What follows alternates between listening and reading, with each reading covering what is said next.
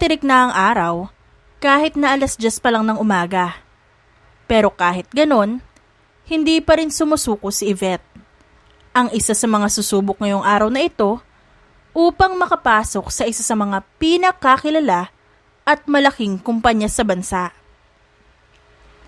Mula kaninang 8:00 ng umaga ay nakapila na siya. Pero inabot na siya ng 10:00. Pero hindi pa rin siya tinatawag para sa interview.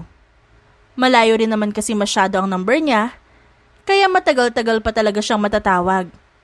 Hindi naman niya magawang umalis kahit sandali sa pila dahil natatakot siya na baka bigla na lang may sumingit at siya pa ang mawalan at maghihintay na naman ng napakatagal.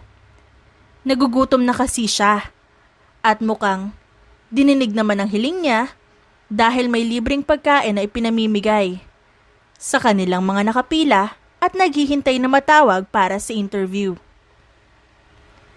Halos lahat ng mga kasama niya ay mahahalata mong kinakabahan. Ngunit makikita pa rin naman sa mukha ng mga ito na handa sila.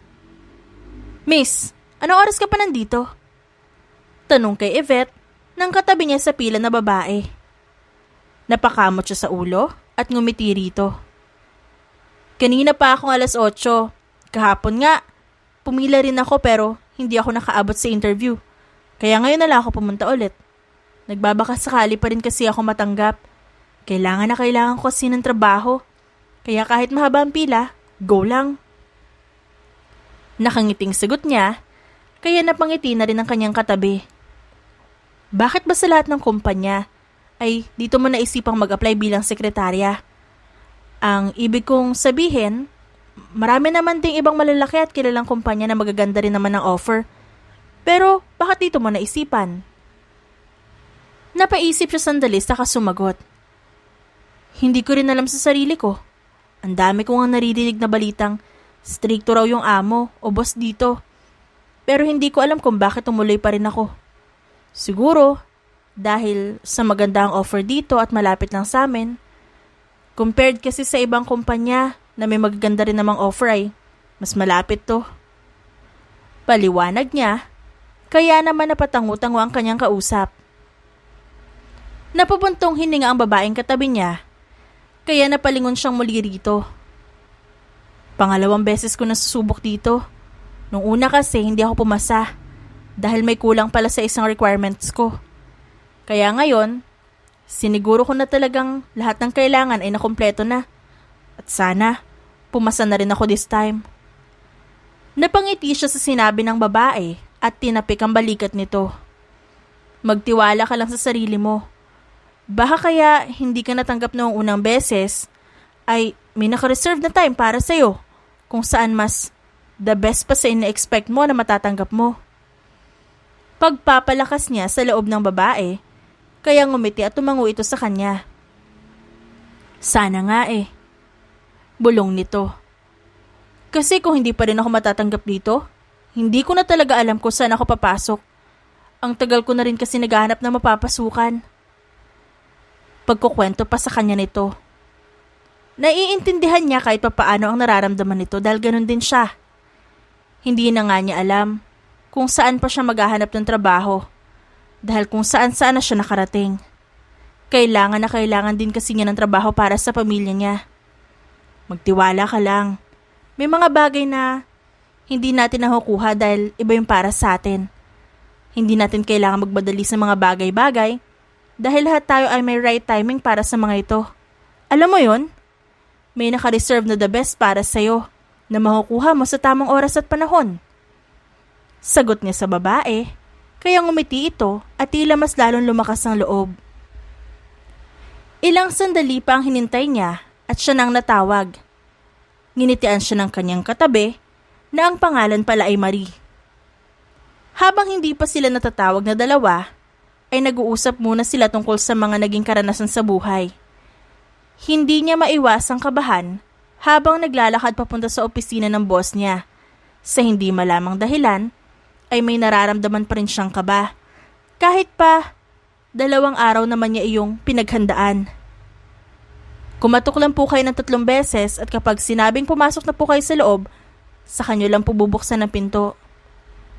Sambit sa kanya ng babaeng nagkatid sa kanya sa opisina ni Chase, ang kanyang magiging boss kung sakaling makakapasok siya. Sige po.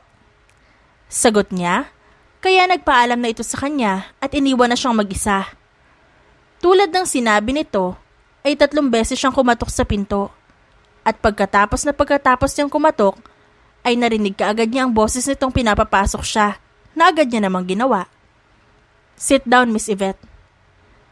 Sambit sa kanya ni Chase Del Valle. Ang matipuno, gwapo, ngunit kilala ring istrikto. Kahit kinakabahan, ay sinunod naman niya ang inuutos nito. Good morning po, sir. Bati niya at tinanguan naman siya nito. Matapos niyang umupo, ay kinuha nito ang isang papel, ang resume niya. Kinakabahan siya habang tahimik nitong binabasa ang laman niyon. Bigla kasing kumunot ang noo nito, kaya pakiramdam niya ay may nababasa itong mali sa ipinasa niya. Kahit pa alam naman niyang ilang beses niya iyong chinek bago niya ipinasa. Mariel Yvette de los Santos, you graduated in college 2 years ago, and after graduating, you already work for a company for 7 months. Tumangutango ang binata matapos basahin ng ilang impormasyong nasa resume niya. Ibinaba ng binata ang resume niya at nagsimulang itap ang mga daliri nito sa lamesa, kaya mas lalong hindi maiwasang kabahan ni Yvette. What is something you can contribute to our company if you got hired? Tanong nito sa kanya.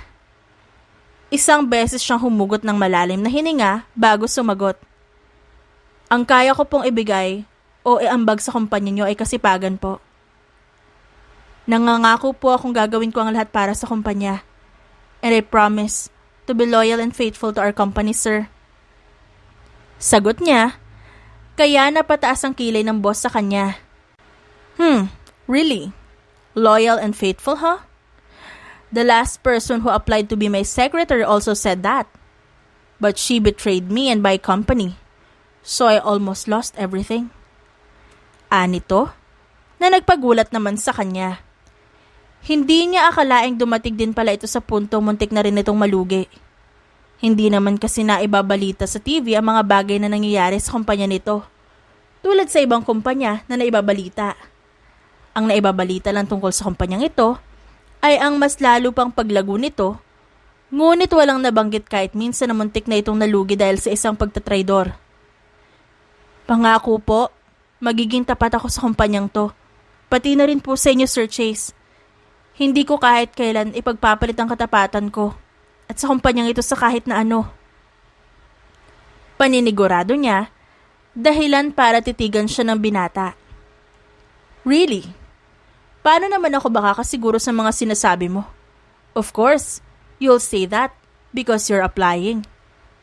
Kailangan mo ng mabubulaklak na salita para matanggap ka dito. At marami na ang gumawa niyan, Miss Yvette. Hindi na inuubra sa akin. Naiiling na saad ni Chase kaya naman kumunot ang noo niya. Hindi naman ho ako pinalaking sinungaling, sir. Kaya kapag may sinabi ako, sinisiguro kong totoo. Kahit pa alam ko mapapagalitan ako, ay pinipili ko pa rin magsabi ng totoo dahil yun ang tama at yun ang makakabuti. Pilit ang ngiti niyang sabi, kaya kumunot ang noo ng binata. Then prove yourself to me. You're hired. You'll work for me in 1 month. And I want you to prove your loyalty and faithfulness to me and the company. Hamon sa kanya ni Chase, kaya mabilis naman siyang tumango. Paano kung mapatunayan ko nga sa inyo ang pagiging loyal at faithful ko rito sa kumpanya sa loob ng 1 buwan? Tatanggapin niyo na ho ba ako? As in, tanggap na talaga? Like, hindi na ako 1 buwan lang magtatrabaho? Naninigurado niyang tanong, dahilan para mapairap ang binata. You know what? I think we won't get along with each other. Ang ayaw ko sa lahat ay ang madaldal. Pero yun pa talaga naging katangian mo. Wika ni Chase, kaya marahan siyang natawa. Ngumiti siya rito. Bakit naman ayaw niyo sa madaldal? Mas okay nga na madaldal ako para may kausap kayo dito. Hindi niyo lang ako basta magiging secretary, no? Magiging kaibigan niyo pa ako, sir. Pagmamalaki niya kaya mas lalong napairap na naman ang binata. I only need you as my secretary. Wala nang hihigit pa ron. Seryosong sabi ni Chase ngunit ngumisilang si Yvette. Okay sir, pero hired na talaga ako ha? Wala na yung halong biro? Talaga po bang hired na ako? Naninigurado na naman niyang tanong, kaya napahilot sa sentido ang binata. Oo na, makakapagsimula ka na ngayong araw. At ang unang trabaho mo sa akin ay sabihin sa iba pang aplikante na may nakuha na akong sekretarya at salamat sa paghihintay nila. Ayos na ba? Sarkastikong tanong sa kanya ng binata na mabilis naman niyang tinanguan. Tumayo na siya at bahagyang yumuko. Sige sir, sasabihin ko na po sa kanila. Aniya, saka mabilis na naglakad palabas ng opisina. Hindi maiwasan ni Chase na mapailing sa dalagang nakalalabas lang. Sa lahat ng taong nag-apply sa kumpanya bilang sekretarya, ay ito pa talaga ang kauna-unahang aplikante na nagawang sumagot at makipag-usap sa kanya sa ganung paraan.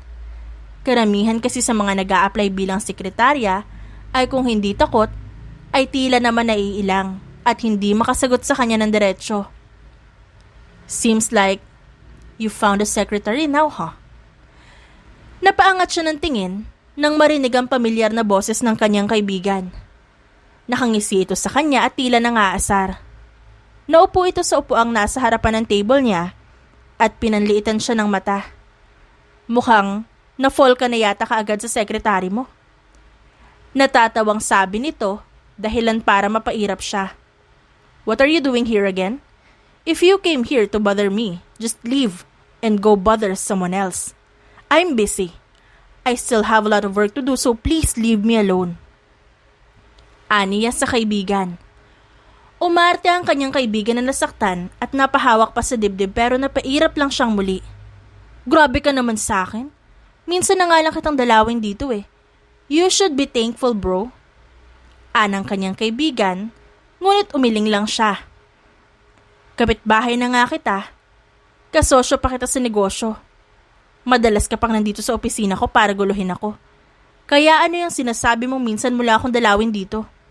You're here almost every minute and every hour. Nagsasawa na nga ako sa'yo eh. Aniya rito, dahilan para mas lalo pa itong mapaarte na nasasaktan. Tumayo na ito at nagseryoso na. Sige na, kidding aside. Pero sana, yung bagong secretary mo ay hindi katulad nung sa dati. Hindi ko na alam kung paano pa kita matutulungan kung babalik ka na naman sa panahong yon, Chase. Kaibigan kita, kaya ayaw ko lang na makitang nahihirapan ka. At kung maaari lang, kung kailangan mo ng tulong magsabi ka naman. At hindi yung parang kailangan pa kitang suyuin para lang magsabi sa akin. Saad ng kanyang kaibigan, kaya tumangutanguna lang siya. Naiintindihan niya ang ibig sabihin ng kanyang kaibigan. Dahil nung minsang tinraidor siya ng dati niyang sekretarya at muntik nang malugi ang kanyang kumpanya, ay hindi siya nagsabi sa kanyang kaibigan kung hindi pa yata siya nito inaway noon at hindi talaga siya magsasabi ng kanyang problema. Kilala kasi siya ng lahat na malakas, matalino at matatag na tao kaya hindi niya magawang magsabi ng kanyang problema sa iba dahil natatakot siyang isipin ng mga ito na mahina siya. At baka yun pa ang gamitin ng ibang kumpanya na malaki ang galit at nakikipagkompetensya sa kanya para pabagsakin siya. I know bro, you don't have to remind me. Alam ko na ang gagawin ko. Sagot niya sa kaibigan na puno ng paninigurado upang hindi na ito mag-alala pa. Alam kong malakas ka at matatag ka, pero may kahinaan ka rin dahil tao ka at napapagod ka. At walang masamang magsabi ka sa akin kung may problema ka. Magkaibigan tayo. We've been friends since we were kids. Hindi mo na kailangan mahiya pa sa akin kung may problema ka. Huling sinabi ng kanyang kaibigan bago ito nagpaalam at umalis na. Napailing na lang siya at nagpatuloy sa kanyang trabaho. Sa kabilang banda naman, ay hindi maiwasan ni Yvette na matuwa dahil ngayon ay tanggap na siya at may trabaho na. Pero hindi niya rin maiwasang malungkot para kay Marie. Ang katabi niya kanina sa pila na nag-a-apply rin bilang sekretarya ni Chase. Matapos niya sundin ang utos si Chase, ay ito kaagad ang unang pinuntahan niya upang kausapin. Hindi niya kasi maiwasang malungkot para rito. Alam niya kasing nangangailangan din ito ng trabaho. Ano ka ba naman? Ayos lang ako, no? Masaya ako para sa'yo. Baka nga hindi para sa akin tong trabaho at ang kumpanyang to. Baka nga rin tama ka na baka sa iba talaga ako makahanap. Hindi mo kailangan malungkot para sa akin. Sigurado naman ako makakahanap ako ng iba, no? Nakangiting wika ni Maris sa kanya. Hinawakan niya ang mga kamay nito at nagsalita. Tutulungan kitang makahanap ng trabaho. Gagawin ko ang lahat para matulungan kita. Hindi ko kaya makita ang kahit sino sa mga kaibigan ko na nahihirapan. Kahit pa sandali lang tayo magkakilala ay maganang loob ko sa'yo. Kaya bilang pagbawi na rin sa'yo, tutulungan kita makahanap ng trabaho. Aniya rito, dahilan para mapangiti ito lalo. Hindi na. Ako nang bahala sa sarili ko. At ikaw ay dapat na magtrabaho ka muna doon. Isipin mo yung sarili mo. Kaya ko ang sarili ko. Kaya hindi mo na rin kailangan mag-alala pa sa akin. Masaya ako at nagpapasalamat na nakilala kita. See you around, Yvette.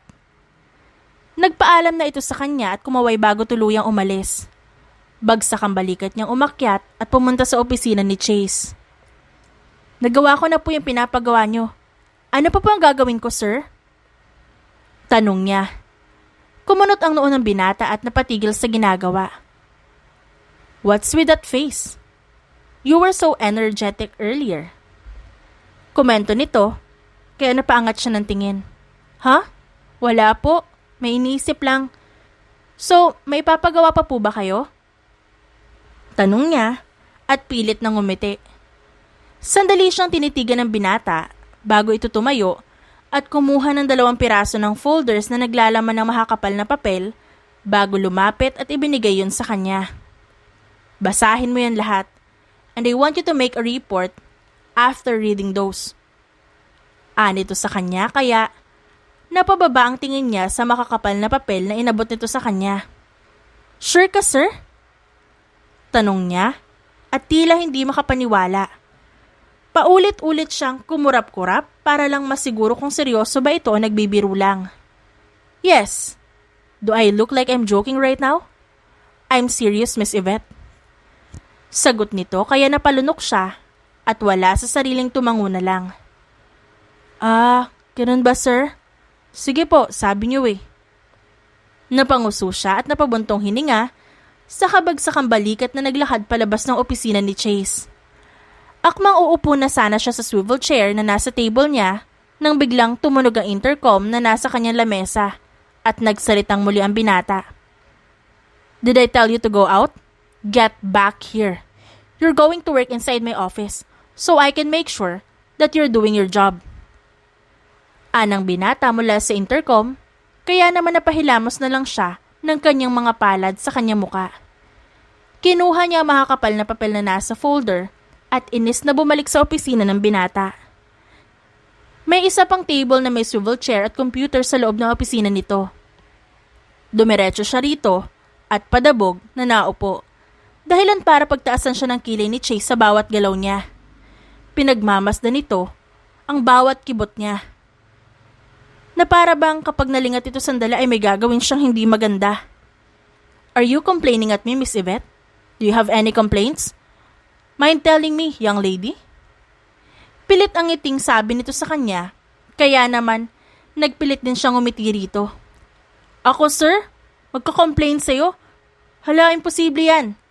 Sa totoo nga lang ay excited na akong umpisang basahin ang lahat ng to. Dahil gusto kong malaman kung ilang mga susunod na papeles pa ba ang ipapabasa niyo sa akin? May pagkatunog sarkastiko niyang sagot dahilan para mas lalong tumaas ang kilay nito sa kanya. Hindi mo pa nga nasisimulan yung una kong binigay, pero gusto mo na kaagad malaman kung ano ang susunod mong trabaho? Ngumiti ito sa kanya at tumayo bago kumuha muli ng mga folder na may lamang mas makakapal na mga papeles. Matapos kunin ni Chase ang mga folder, ay mabilis siyang naglakad papunta sa table ni Yvette at inilapag ang mga ito roon. Ngumiti siya sa dalaga na para bang nangaasar. Ang dalaga naman ay hindi maipinta ang muka dahil sa reaksyon nitong hindi maintindihan kung nagulat ba o nainis. After reading those, you have to read these too. And after reading all of it, you have to make a report and send it on my email by tomorrow. 10:00 ng gabi ang deadline na ibibigay ko sa'yo. Hahabaan ko na ang oras para naman kahit papaano ay mahaba din ang maging oras mo sa pagbabasa ng mga ito. Paliwanag ni Chase sa kanya. Gulat na tiningnan ni Yvette ang binata. Hanggang 10:00 lang bukas, sir? Wala na po bang extension? Masyadong maiksi hanggang 10:00, sir. Mas marami pa yata mga papel na to kaysa sa mga problema ko eh. Napanguso siya at napakamot ng bahagya sa kanyang ulo. Hanggang sa susunod na bukas na lang, sir, please. Pinilit pa niyang magpakyut rito, ngunit umiling ito sa kanya. Gagawin mo ang lahat para sa kumpanyang to, hindi ba? Then, read all of these and make a report and submit it to me tomorrow until 10 p.m. only. Huling sinabi ni Chase bago ito naupo sa upuan at bumalik na sa trabaho. Napabuntong hininga siya at muli na lang nagbasa. Inabot siya ng hapon sa pagbabasa, pero isang folder pa lang ang natatapos niyang basahin. Mabuti na lang at nahilig din siya sa pagbabasa. Kaya naman nakatulong ito sa kanya. Dahil kasi sa hilig niya sa pagbabasa, ay bumilis din siya rito. Kaya naman kahit papaano, nakatulong ito sa kanya. Nang sumapit ang 3:00 ng hapon, ay lumabas si Chase. At nang makalabas ito ay saka siya huminto sa pagbabasa at sumandal sandali sa swivel chair. Napahilot siya sa kanyang sentido. Hindi lang mata niya ang sumakit sa pagbabasa, kundi pati na rin ulo niya. Hindi niya maiwasang ma-stress kahit pa nagbabasa lang naman siya. Natatakot kasi siyang hindi ito matapos bukas ng 10:00. Dahil baka yun ang maging sanhi ng kawalan niya ng trabaho. Bakit kasi ang dami-dami naman ito? Dinaig pa nito ang pages ng libro eh. Siguro, kung may word counts to, higit 200,000 pa eh. Mangiyak-ngiyak niyang sabi at napasabunot sa sariling buhok. Nang lumipas ang ilang minuto at hindi pa bumabalik ang binata, ay sandali siyang yumuko sa kanyang lamesa at ipinikit ang kanyang mga mata. Ngunit ang hindi niya alam, kanina pa siya pinagmamasdan ng binata mula sa labas. Hindi maiwasan ni Chase na mapatitig kay Yvette dahil tila ang hilamukha nito. May pagkamorena ang kulay ng balat, mahaba ang kulot nitong buhok, matangos ang ilong at mahaba ang pilik mata. Kahit na halatang makulit ito, ay makikita rin naman na mabuti itong tao. Lalo na noong makita ni Chase na kausap ni Yvette ang isa sa mga aplikanteng dapat mag-a-apply bilang sekretarya niya. Sandali siya noong bumaba upang tingnan kung sinunod nga ba ni Yvette ang inuutos niya rito. Hinintay niya lang munang tuluyang makaalis ang kanyang kaibigan bago siya bumaba. Alam niya kasing uusisain siya nito kapag nakita siya nito, kaya naman ang tuluyan na ito makaalis at nakasiguro na siyang hindi na ito babalik, ay saka lang siya tumungo sa baba. Naabutan niya si Yvette na kausap ang isa sa mga aplikanteng dapat na mag-a-apply rin sa kanya at hindi niya maiwasang mamangha sa kabutihang taglay ng dalaga. Hindi niya akalaing may tao pa rin palang katulad nito na may mabuting puso at may pagmamalasakit sa ibang tao. Minsan na kasing may namasukan sa kanya bilang sekretarya niya. Nang tanggapin niya ito at nahuli niya na nagmamayabang sa iba na hindi naman niya ikinatuwa. Kaya naman kahit nakatatanggap pa lang niya dito, ay tinanggal niya rin ito agad. Wala rin kasi sa kanya kung magaling ang isang tao. Ang importante ay ang pag-uugali nito. Pinahahalagahan niya ang mga empleyado. Kahit pa ang ibang mga taong sumusubok na pumasok sa kanyang kumpanya. Totoong istrikto at masungit siya, ngunit kahit na ganon, ay may malasakit pa rin siya sa iba. You really are different. Wala sa sariling sabi niya sa kanapailing at tuluyan ng pumasok sa loob. Pagpasok niya, kumuha siya ng kumot sa kanyang cabinet. May cabinet siya sa kanyang opisina na naglalaman ng kanyang mga damit o mga ginagamit sa pagtulog dahil minsan ay Sa sobrang dami ng trabaho, hindi niya na magagawang umuwi pa. I just wish and hope that you won't betray me, kagaya ng ginawa sa akin ng babaeng yon. Bulong niya kay Yvette matapos niyang ipatong sa balikat nito ang kumot na kanyang kinuha. Nang maayos na ang kumot, ay saka naman siya bumalik sa kanyang table at sinimula na muling gawin ang mga trabaho. Ngunit hindi naman niya maiwasang mapasulyap sa dalaga, lalo na kapag nakikita niya itong gumagalaw. Pakiramdam niya kasi ay mahuhulog ito anumang oras, kaya naman binabantayan niya. Sleepyhead. Natatawa at naiiling niyang sabi. Hindi na niya ito balak pang gisingin dahil naiintindihan naman niyang pagod na ito. Kahit pa kauumpisa lang nito sa trabaho. Naiintindihan din niya na hindi lang ito basta isang sekretarya na nag-apply sa kanya. Alam niyang may iba pa itong responsibilidad at ginagawa, kaya naman hahayaan niya lang muna itong matulog at magpahinga upang kahit paano ay makabawi ito ng lakas.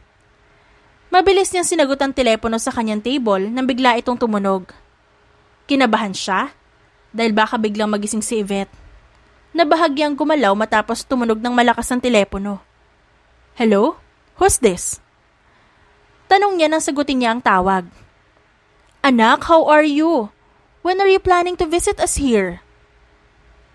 Ang kanyang ina ang nasa kabilang linya. Humugot siya ng malalim na hininga bago sumagot. I'm so sorry, Ma. I want to visit you, but I really can't go for now.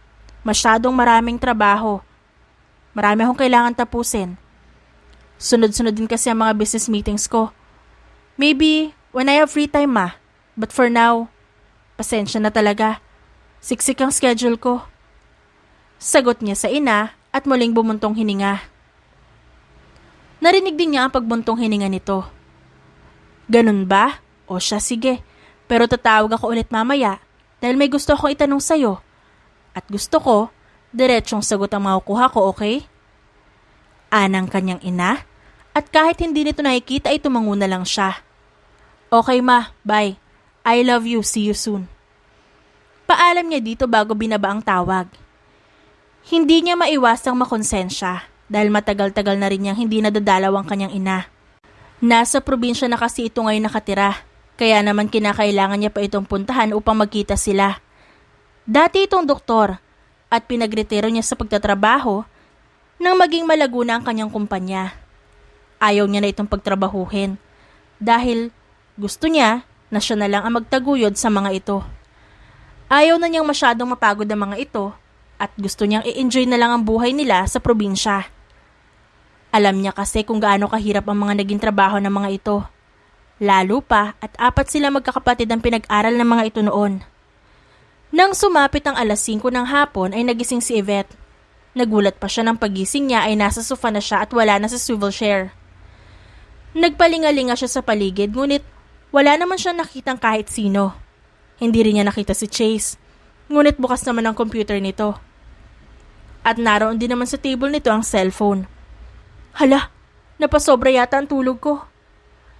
Aniya, nang makita ang oras na nasa wall clock. Mabilis niya itinupi ang kumot na nasa kanya at dumiretso sa kanyang upuan at ipinagpatuloy na ang pagbabasa ng mga papeles. Hindi niya maiwasang kabahan dahil napahaba ang tulog niya. Baka kasi masermonan siya ng binata dahil dito. Isa pa ay ang deadline na pinapagawa nito sa kanya ay hanggang bukas lang ng alas 10 ng gabi. Ngunit mukhang dahil sa pagtulog niya ay mas lalo siyang hindi matatapos kahit pa hanggang bukas ng gabi ang binigay nitong oras sa kanya. Oh, buti naman gising ka na. Ani Chase, nakararating lang at may ngisi sa labi. May hawak itong paper bag na isang fast food chain. Naglakad ito papunta sa table niya at inilapag doon ang hawak nito. Here, kumain ka muna. Hindi ka pa yata kumakain ng tanghalian. Hindi mo matatapos yan hanggang bukas kaya bibigyan pa kita ng 2 pang araw. Pero kapag hindi mo pa rin natapos yan sa oras na yon, problema mo na yon. Dahil mas lalo ka matatambakan ng trabaho. Anito, saka naglakad pabalik sa table nito at nagpatuloy sa trabaho. Salamat, sir. Sambit niya bago buksan ng paper bag na inilagay ng binata sa kanya lamesa. Nagsimula na nga siyang kumain. Pero habang kumakain ay nagbabasa pa rin siya. Porsigido na siyang matapos ang lahat ng ito upang hindi na siya matambakan pa ng trabaho.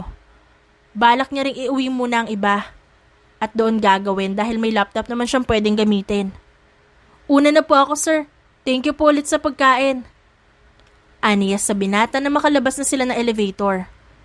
Ngayon na ang oras ng kanilang uwian. Nag-overtime siya ng konti kaya naman natapos na niya ang isang folder ng mga makakapal na papeles na kailangan niyang gawa ng report. Nag-overtime din ang binata kaya naman sabay na sila ngayong uuwi. Do you have a car? Tanong ng binata bago pa man siya makaalis. Nagtataka siyang umiling dito. Bakit po? Nagko-commute lang po ako. Sa jeep po ako sumasakay o kaya naman sa tricycle. Aniya rito, kaya kumunot ang noon nito. Is that safe? Tanong nito kaya mahina siyang natawa. Oo naman sir. At saka, 9:00 pa lang naman ng gabi. Maaga pa naman po. Marami naman din pong tao ron sa kanto namin kaya safe. Umiling ang binata at inunahan siyang maglakad. Isasabay na kita, bilisan mo. Sambit nito kaya mabilis siyang naglakad at sumunod dito.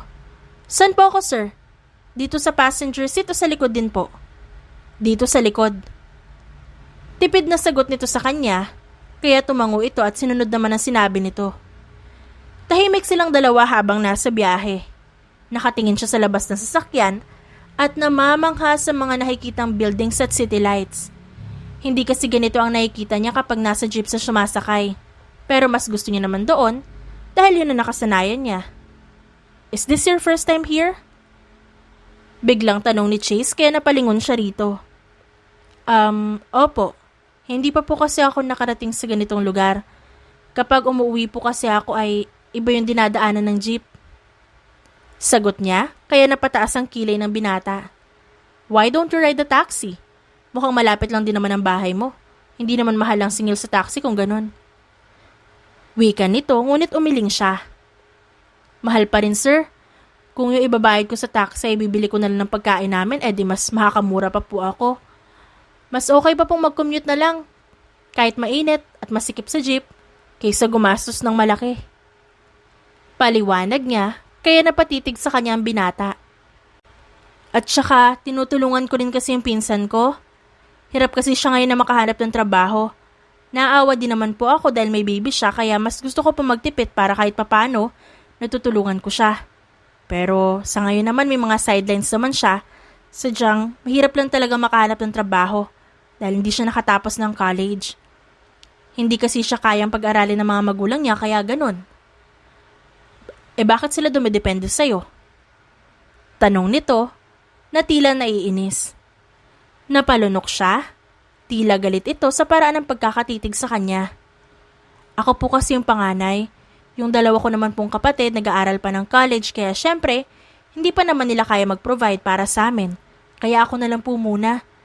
Tumutulong din naman po yung mga kapatid ko dahil nakahanap na po sila ng trabaho sa isang fast food chain restaurant. Hindi ba nakakapagod yun?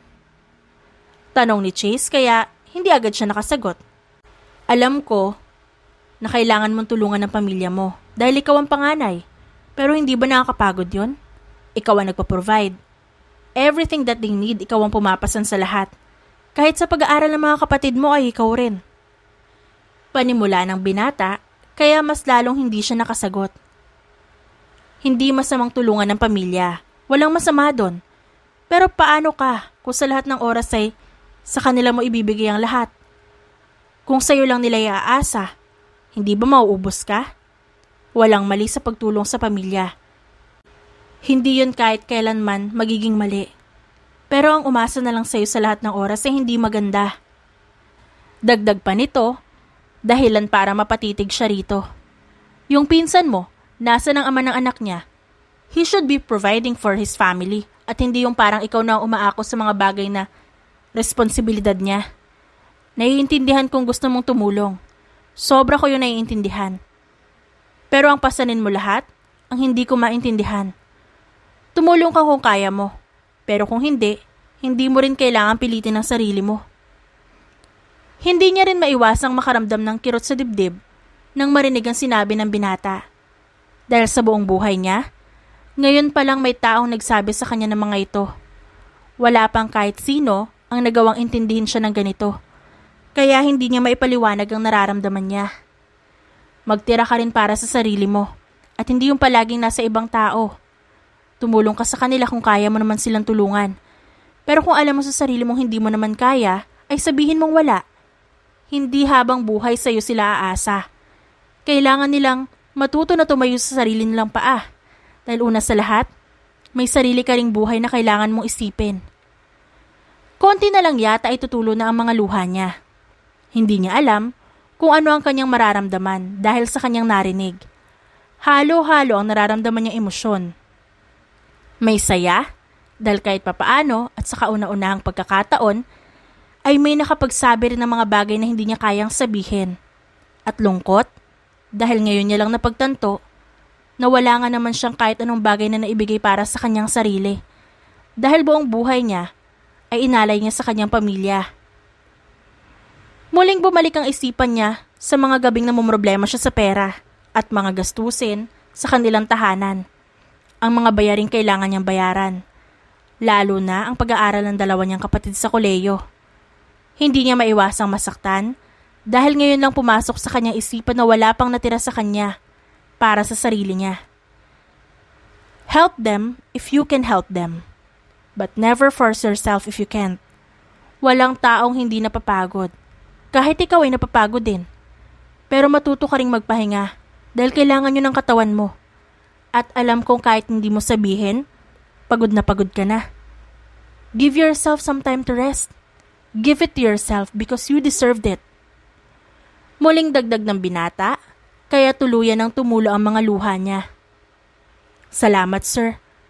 Kayo pa lang ang kauna-unahang taong nagpa-realize sa akin ng bagay na yan.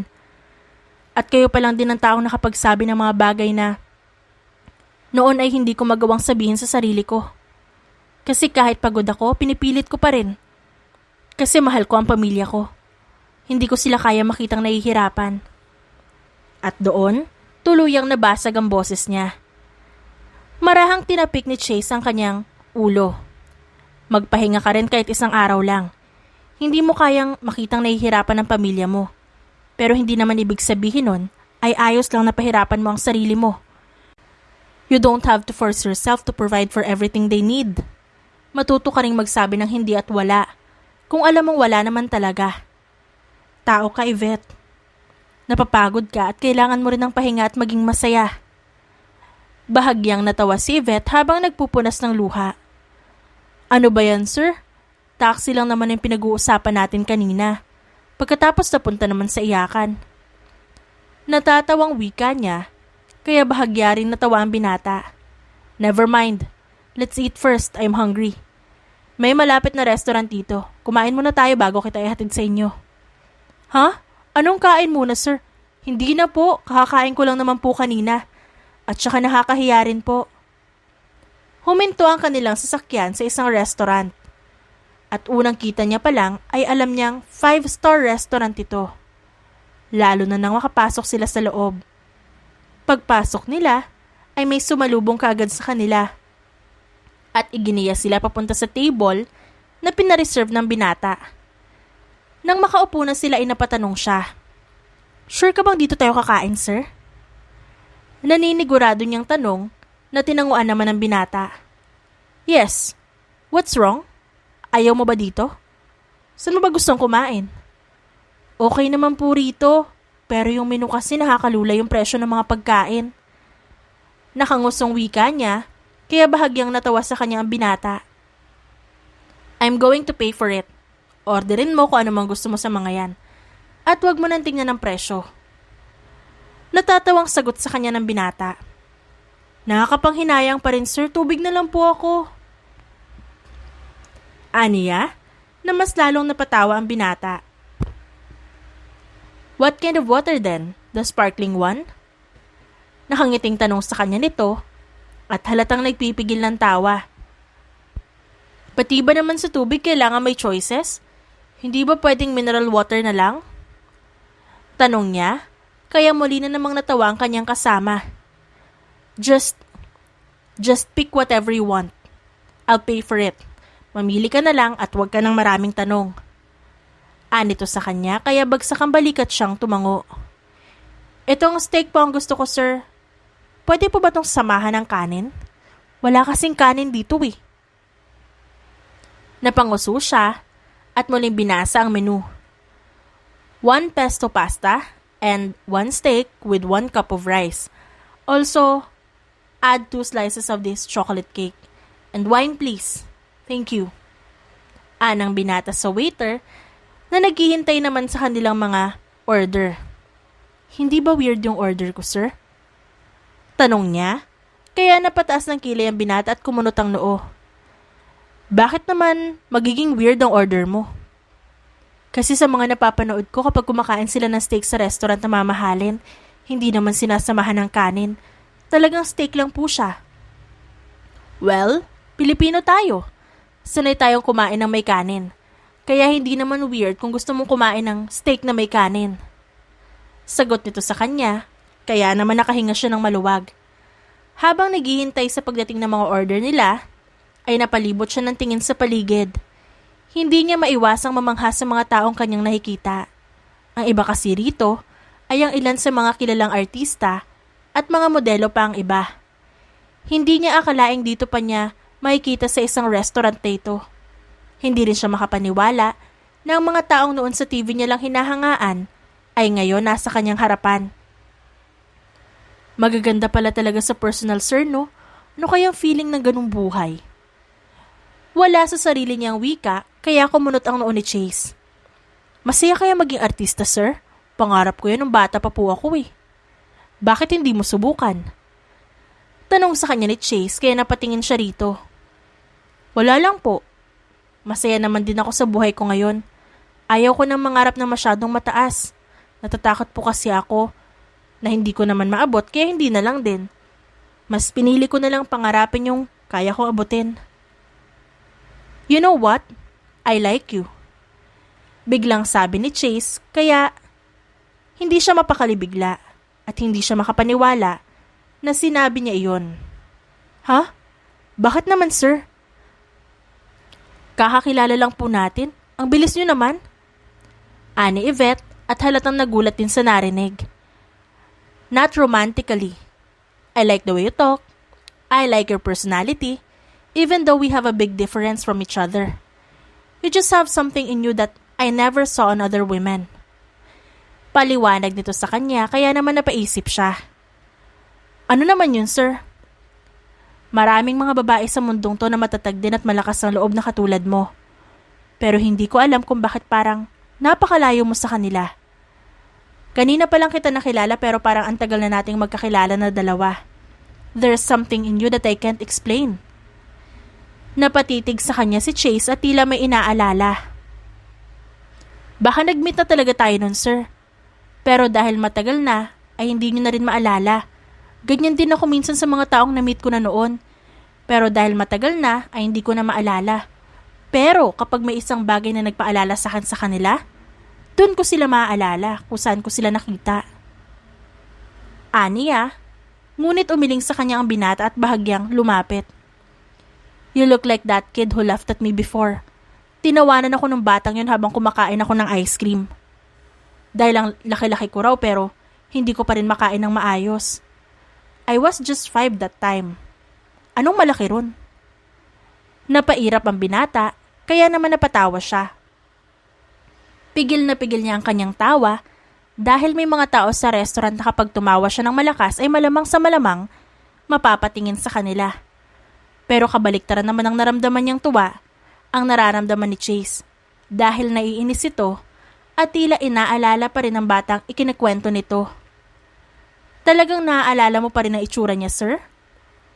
Natatawa niyang tanong ngunit inirapan lang siya nito. How can I forget? Maraming beses ko siyang nakikita noon dahil nasa isang elementary school lang din naman kami nag-aaral. She would always laugh or smile every time she sees me. Sagot ng binata at halatang naiinis pa rin, kaya mas lalo siyang natawa. Ngunit, napatigil siya sa pagtawa ng tila may naalala. Sandali, Chase Del Valle ang pangalan mo, sir, di ba? Tanong niya, kaya muling napairap si Chase. Nag-apply ka bilang sekretarya ko pero kahit pangalan ko hindi mo alam? Mas naiinis nitong tanong. Hindi. Alam ko ang pangalan mo, sir. Pero may naalala rin kasi ako sa pangalan mo eh. Napatigil siya at napatakip sa kanyang bibig at napatitig kay Chase na bahagya namang lumayo sa kanya na lumapit siya rito. Sir, yung batang tinutukoy nyo. Pinagtaasan siya ng kilay ni Chase at pinag-cross ang braso sa dibdib. Aha? What's with her? Ako yata yun, sir. Wala sa sarili niyang sambit. Kasi kamukha mo rin yung batang lalaki na nakita ko noon nakalat kumain ng ice cream. Hindi ako magkakamali. Ikaw yun, sir. Ikaw yung si Del Valle noong elementary. Aniya, kaya sabay na nalaki ang kanilang mga mata. I knew it. I was never wrong when it comes to recognizing people. Ani Chase at bahagya pang natawa. Tingnan mo nga naman, ang babaeng kinaiinisan ko noon ay siya palang sekretarya ko ngayon. Matagal ko nang gustong bumawi sa'yo, alam mo ba yon? Ngumisi sa kanya si Chase kaya naman napalunok siya. Wag naman sir, kahit ano gagawin ko. Kahit ano iutos mo gagawin ko. Pero wag lang mahirap. Napanguso pa siya kaya napaismid sa kanya ang binata. Kahit ano, pero nagdemand ka pa na wag mahirap. Hindi makapaniwalang tanong nito at napailing. Joke lang. But I want you to give me one favor. Isa lang, Yvette. Anito at nagseryoso na. Sige, ano ba yon? Tanong niya. Be my girlfriend. Sagot nito habang diretsong nakatitig sa mga mata niya. Sir, nakainom ka ba? I mean, akala ko ba hindi tayo magkakasundo dahil para nga tayong aso't pusa? At saka, sobrang laki ng pagkakaiba natin sa isa't isa. Kaya ano yung sinasabi mo ngayon? Tanong niya at nararamdaman din niya ang mabilis sa pagtibok ng puso nito. That's not what I meant. I want you to act as my girlfriend. Plano kong bumisita sa nanay ko next month. And I'm sure once I get there, she'll introduce me to the daughter of her friend. Matagal ko nang sinabi sa kanya na ayaw ko nga ron. Pero pinipilit niya ako. At isa lang ang paraan para hindi niya ako pilitin doon. At yun ay, kung magpapakilala ako ng girlfriend ko. Paliwanag nito, kaya naman napatangu-tangu siya. Ah, ganun lang ba sir? Kayang-kaya ko naman po.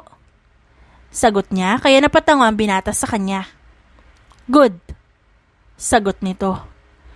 Lumipas ang ilang linggo hanggang sa naging isang buwan, at sa isang buwan niyang pagtatrabaho ay napatunayan niya kay Chase ang katapatan niya sa kumpanya.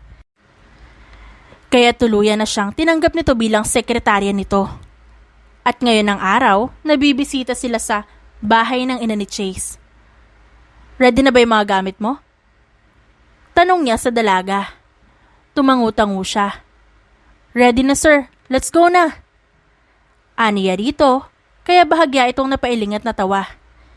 Inabot ng 5 oras ang biyahe nila, ngunit hindi niya nagawang matulog dahil abala siya sa pagtingin sa mga gusaling nakikita niya. Ito kasi ang kauna-unahang beses na bibiyahe siya papunta sa isang malayong lugar. Bahay ba talaga to sir? Tanong niya nang marating ang sinasabi ni Chase na bahay ng ama't ina nito.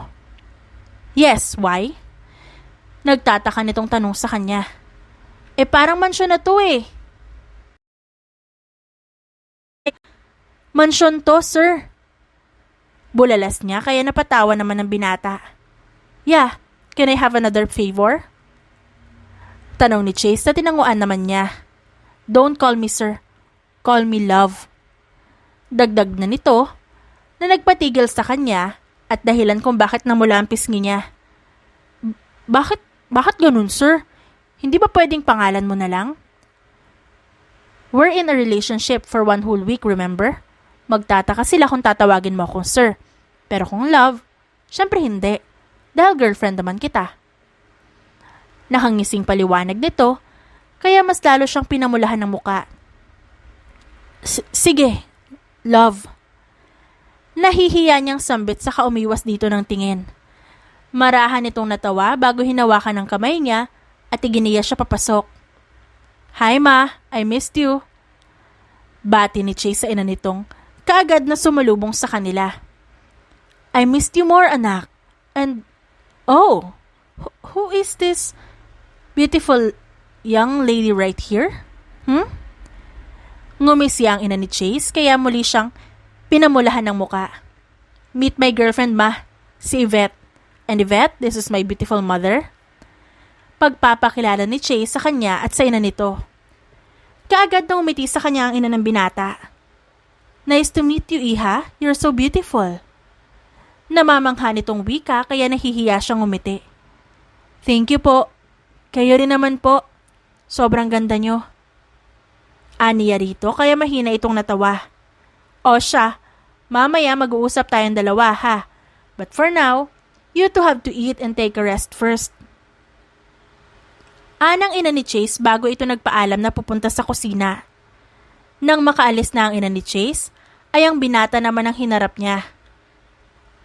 Bakit naman kami mag-uusap? Bakit? Kailangan may ganun. Kinakabahan at natataranta niyang tanong kaya napatawa ang binata. Don't be scared and don't panic. My mother is always like that. Gusto ka lang niya makilala, kaya gusto ka niya makausap. Natatawang sagot nito sa kanya, kaya nakahinga naman siya ng maluwag. Nang makapagpahinga na sila at sumapit ang hapon, ay niyaya niya si Chase na mag-ikot muna. Tumanggi siya, lalo na nang sinabi nitong sasakay sila sa kabayo. Natatakot kasi siya dahil maisip pa lang niya na sasakay siya roon ay pakiramdam niya mahuhulog siya. You're going to be safe and okay, Yvette. I won't let you fall. You're safe with me.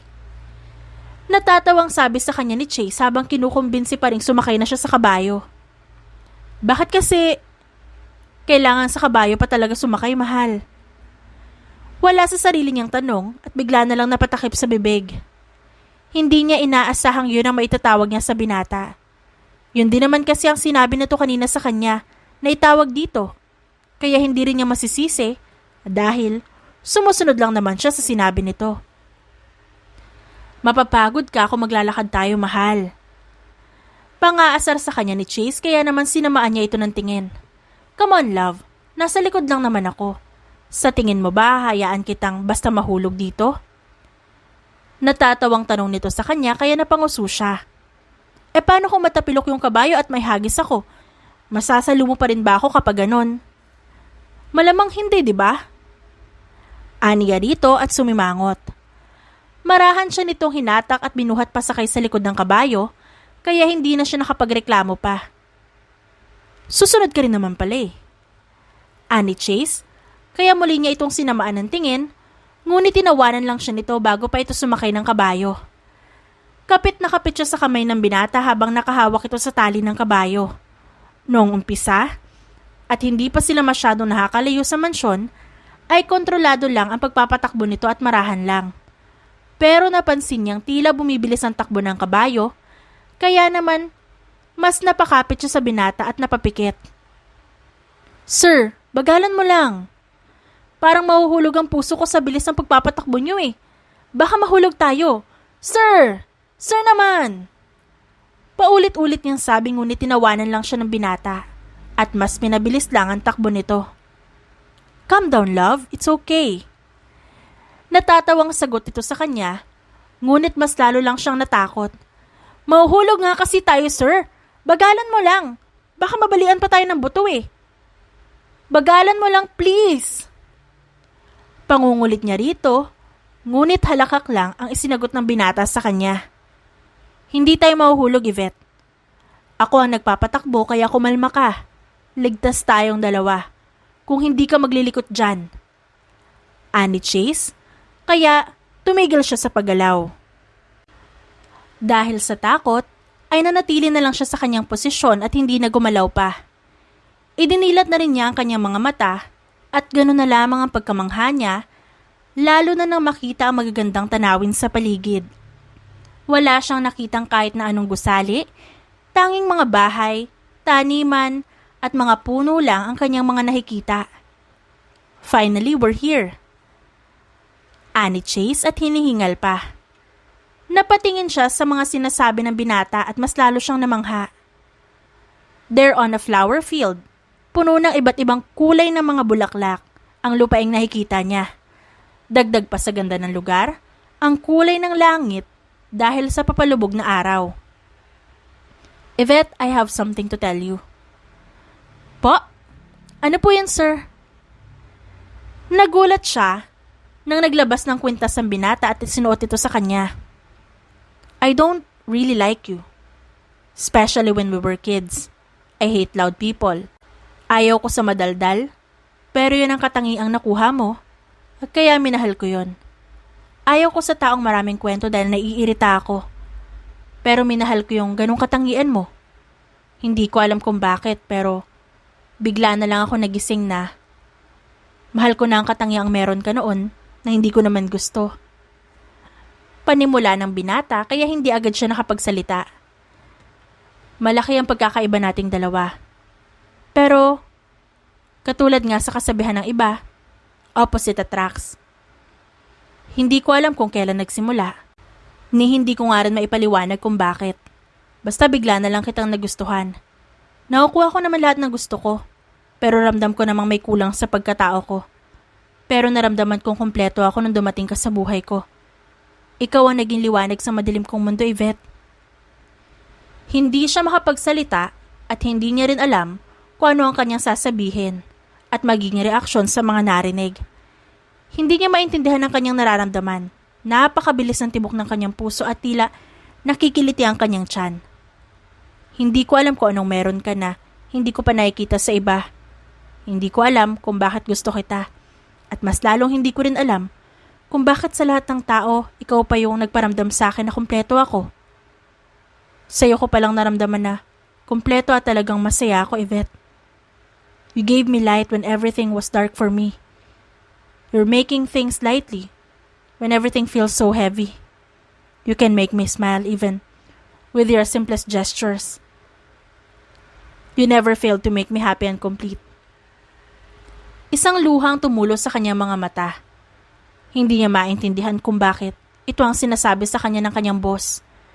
Ngunit may parte sa kanya na mukhang alam na kung ano ang nais na ipahiwatig nito base sa mga sinasabi nito. Ilang beses ko itinanggi na hindi kita gusto at wala akong kahit na anong nararamdaman para sa iyo. Pero alam ko nagsisinungaling ako kaya ngayon inaamin ko na. Gusto kita, Yvette. At hindi lang kita basta gusto. Dahil alam ko sa sarili ko na may pagmamahal na rin ako sa iyo. I love you. I love you for being you. I love every part of you, especially your personality. And your kind and pure heart who loves to help people. Napalunok siya at hindi nakasagot. Hindi niya alam ang kanyang sasabihin. Walang kahit na anong salita ang lumabas sa kanyang bibig. Dahil gulat pa rin siya sa kanyang mga narinig. Hindi niya inaasahan ang biglang pag-amin sa kanya ng binata. Hindi niya rin akalain na kaya pala siya, niyaya na itong lumabas, ay upang maamin na nito ang nararamdaman para sa kanya. Noong mga araw na mag-isa ako at namumroblema sa mga trabaho, ikaw ang taong piniling manatili sa tabi ko at sinamahan ako. Hindi mo ako iniwan, ni ang pagiging strikto at masungit ko ay hindi ko na rin pinapansin. At mas lalong inintindi mo ako. And I'm thankful because of that. Dahil wala pang tao sa mundong to na nagawang manatili sa tabi ko, maliban sa'yo. Mas lalo siyang hindi nakapagsalita ng marinig yon. Hindi niya akalain na ang simpleng pananatili niya ay malaking bagay na pala para sa binata. Hindi niya maiwasang makaramdam ng saya sa kanyang puso dahil sa mga sinabi nito. Pero ayaw kitang madaliin. You do not have to like me back, but I'm asking you another favor. And that is to let me prove myself to you this time. Let me prove my feelings and love towards you. Let me prove everything to you. I don't want you to doubt my feelings for you. So I am going to prove it. Mahal kita, Yvette. And you prove yourself to me already. So it's my time to prove myself to you now. Ngumiti sa kanya si Chase at niyakap siya. Sinuklian din naman niya ng yakap ito. At doon na nagsimulang tumulo ang luha niya. Buong akala niya ay hindi na siya makakahanap ng lalaking magmamahal sa kanya. Pero heto ngayon si Chase. Si Chase Del Valle na kilala niya bilang masungit. Ngunit may puso naman talaga. Pero hindi yun nakikita ng iba. Chase was misunderstood by many, but she saw the best in him. Nakita niya ang kabutihan ng puso ni Chase at ang pagiging mapagmalasakit ito sa ibang tao. At iyon ang bagay na nagustuhan at minahal niya sa binata. Oo, minahal. Matagal na rin siyang may nararamdaman para dito. Ngunit hindi niya magawang aminin dahil natatakot siya. Natatakot siya na baka ang pag-amin niya pa ang maging dahilan ng pagkakalayo nilang dalawa. At ang malayo sa binata ang bagay na kahit kailan ay hindi niya makakaya. Nang humiwalay siya sa pagyakap dito ay saka lang siya nakapagsalita. Paano ang pamilya mo? Matatanggap kaya nila ako? Tanong niya. At maisip pa lang nahahadlangan sila ng pamilya ni Chase ay nasasaktan na siya. Matagal ka na nilang tanggap. Matagal na nilang alam kung sino ka. Tanggap ka nila kung sino ka at mahal ka rin nila bilang parte ng pamilya. You don't have to worry about our families. Ipinaalam ko na sa mga magulang mo na liligawan kita and they agreed. Alam na rin ng pamilya ko ang tungkol sa bala kong panliligaw sa'yo. And it's completely fine with them. Mas masaya pa nga sila para sa akin. Paliwanag nito at bahagya pang natawa. Ngunit siya naman ay natulala at hindi makapaniwala. I am going to court you. Gusto ko makilala mo ako at gusto din kita makilala. Ayaw ko madaliin ng lahat. Gusto kong ligawan ka muna at mas kilalanin natin ang isa't isa para hindi ka ma-pressure. Hindi natin kailangan magmadali. Dagdag pa ni Chase kaya naman napangiti siya. Sige, mas gusto ko rin naman makilala ka pa eh. Pero iti-take ko na rin tong time na to para masabi ang mga gusto ko sa'yo. Matagal ko na rin kasing tinatago na may gusto ako sa'yo. Pasensya na kung ngayon ko lang nasabi. Nakita niya kung paano magulat si Chase nang marinig ang mga sinabi niya. Kaya marahan siyang napatawa at muling nagsalita. Iyong inihatid mo ako pa uwi at kumain tayo sa labas nung unang araw ko pa lang sa trabaho. Masasabi kong isa sa pinakamasayang araw ko yun sa buong buhay ko. Ikaw pa lang ang taong nakapagsabi ng mga bagay na hindi ko masabi. Yung mga salitang binitiwan mo noon ang naging motibasyon ko para magpatuloy at mas lumaban pa sa buhay. Dagdag pa niya, kaya mas lalong hindi nakapagsalita ang binata at napatitig na lang sa kanya. Buong akala ko masungit ka. Buong akala ko strikto ka lang talaga at wala ka nang pakialam sa iba. Pero noong mas matagal kitang nakasama, nakita ko ang kabutihan sa puso mo. Nakita ko na mapagmalasakit ka sa iba. At yung mga ganong katangian at pag-uugali mo ang minahal at nagustuhan ko sa'yo. Hindi ko akalain na makikita ko ang ganong side mo. Narealize ko noon na kung mas nakilala ka ng ibang tao, sigurado rin ako makikita nila ang kabutihan sa puso mo. Marahan at maingat niyang hinawakan ang kamay ng binata at nginitian ito. May namumuong luha sa mga mata nilang dalawa, pero nagawa niya pa ring magsalita. Gusto kong pasalamatan ka dahil naging mabuti ka sa akin. At nagawa mo akong bigyan ng lakas ng loob na sumubok ng mga bagay-bagay sa buhay. Ikaw ang nagturo at nagparealize sa akin ng maraming bagay. Ikaw ang nagturo sa akin na kailangan kong unahin ang sarili ko. Hindi ko alam ang gagawin ko kung hindi ka dumating sa buhay ko. Dahil noong humaharap ako sa mga problema ko, ikaw rin ang nasa tabi ko. Ikaw ang naging lakas ko kaya napakalaki ng pasasalamat ko sa'yo. Ngumiti siya sa binata at bahagyang natawa bago niya pinunasan ng luhang pumatak mula sa mga mata nito. Salamat at tumating ka sa buhay ko, Chase. Salamat dahil nandyan ka. Salamat dahil di mo ako iniwan. Huminga siya ng malalim at saka muling pinunasan ang mukha ng binata. Napakaganda mong regalo sa buhay ko. Habang buhay at paulit-ulit ako magpapasalamat na dumating ka sa buhay ko. Nangangako ako na ikaw lang ang lalaking mamahalin ko. Ikaw lang din ang paulit-ulit na pipiliin ko. Mahal na mahal kita, Chase. Ngumiti ang binata at luha naman niya ang pinunasan. Bumaba rin muna ito sa kabayo, saka siya binuhat pababa. Itinali muna ni Chase ang kabayo sa isang puno sa kanya dinala si Yvette sa lupaing puno ng iba't ibang kulay ng bulaklak. Naupo sila sa espasyong naroon at niyakap niya ang dalaga at isinandal ang baba niya sa balikat nito. I love you so much, Yvette. Kulang pa ang salitang salamat para Ilarawan kung gaano ako nagpapasalamat na dumating ka sa buhay ko. Kung gaano kakulay ang mga bulaklak na narito, ay ganoon din kakulay ang buhay ko magmula nang dumating ka at nakasama kita. I promise to love you until my very last breath in this world, Yvette. Mas sinigpitan pa niya ang pagkakayakap sa dalaga at maingat na hinalikan ang sentido nito bago muling magsalita. I love you, Yvette, and starting from this day, you don't have to work as my secretary anymore. Because you're going to be my girlfriend soon. But just like what I said, we won't rush it. Ayaw ko lang na ma-pressure ka. I love you, my naughty secretary. Lumipas ang mga araw, linggo at buwan hanggang sa sumapit na ang araw ng kanilang kasal. Kinakabahan ka ba? Tanong kay Yvette ng kanyang ina. Nasa labas na sila ngayon ng simbahan at ilang oras na lang ay bubukas na ang pintuan nito at papasok na siya kaya naman hindi niya maiwasang kabahan. Opo, pero syempre wala naman po sa isip kong umatras dito. Natatawa niyang tugon sa ina kaya tumawa rin ito. Sandali siyang huminga ng malalim at naghintay hanggang sa tuluyan ang bumukas ang pintuan ng simbahan. Sa hindi kalayuan ay tanaw na tanaw niya ang kanyang mapapangasawa na pasimpleng nagpupunas ng luha habang nakatitig sa kanya.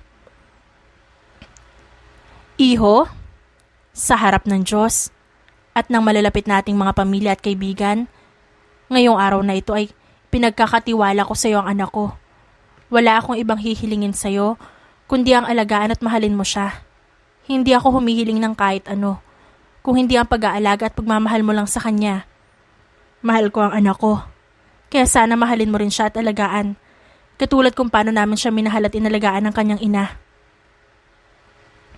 Saad ng ama ni Yvette. Ganun lang din ang gusto ko, Iho. Alagaan at mahalin mo din ang anak ko. Yun lang, sapat na sa akin. Saad naman ang ina ni Yvette. Nang tuluyan na nilang hinarap ang pari at nang magsimula na ang seremonyas ng kasal, ay hindi maiwasang mapaiyak ni Yvette. Hindi niya akalaing ang lalaking kanyang mahal ay kanya nang makakasama ngayon. Mas lalo pa siyang napaluha nang marinig na niya ang wedding vow sa kanya ni Chase. I love you so much, Chase, and I promise to love you until my very last breath in this world. Hindi matutumbasan ng kahit ano o matatapatan ng kahit anong pagmamahal ko sa'yo. Mahal kita at mamahalin kita mula ngayon hanggang sa ating pagtanda. And when the priest said that the groom can now kiss the bride, hindi na nag-aksaya ng panahon si Chase. Mabilis, ngunit maingat niyang hinapit si Yvette at hinalikan nito sa labi. I love you. Thank you. Bulong sa kanya ni Chase. And I love you so much more. Bulong niya naman, pabalik sa ito niyakap ng may ngiti sa labi at saya sa puso. And of course, our future baby too. Dagdag niya pa na halatang nagpagulat sa binata. Are you... Gulat na sambit ni Chase kaya tumango-tango siya. I'm pregnant. Nakangiting sagot niya at naramdaman niya ang mas mahigpit na yakap sa kanya ni Chase. Years passed and they now have their own family.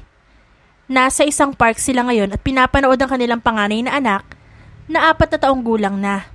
Naabala sa paglalaro kasama ang anak ng kaibigan nito na si Marie. She's growing so fast, Chase. Ang bilis-bilis niyang lumaki. Ani Yvette at hindi niya maiwasang mapaluha. Mabilis naman siyang pinatahan ni Chase. Love, lahat ng bata lumalaki. Hindi natin yung mapipigilan. Pero pwede natin silang gabayan and that's what we need to do now. To guide our princess until she can already stand with her own feet and do anything for herself.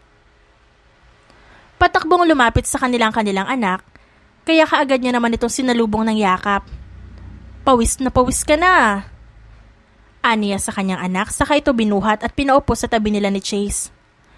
Pinunasan ni Chase ang likod nito dahil basa ito ng pawis. Baby, wash your hands first before you eat, okay? Paalala ni Chase sa anak kaya tumango ang bata. Ito ang bonding nilang pamilya, ang pumunta sa park at mamasyal. Kahit pagaano sila kaabala sa trabaho ay sinisiguro nilang may oras pa sila sa kanilang anak. I love you, Ina. My princess? Bulong ni Yvette sa kanyang anak, kaya napahagikgik ito. Tuwang-tuwang sumagot naman sa kanila ang kanilang anak, kaya napangiti na rin silang dalawa at sabay na niyakap ito. They know that everything is just starting in their lives. But just like what they promised each other 4 years ago, they will stay together forever. The end.